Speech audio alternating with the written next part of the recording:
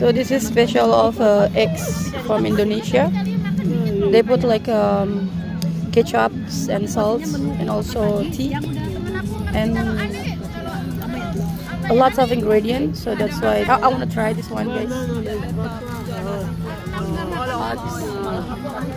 So direbus 10 menit sampai itu 15 menit terus dibiarin piknik lagi piknik itu. Ya salah piknik. Aku udah ngeliat makanan dah. Enak banget. Ini rasa telur. Rasa telur. kita cobain lemper. Beda. Ya lah itu. Oke. Aku makan sambal. Aku tak coba ya. Kenyang banget. Oh mantap Mbak Diana. Serasi banget itu sambal dengan ya kan mantap. Indonesia type. Sini sayur kesel makan kayak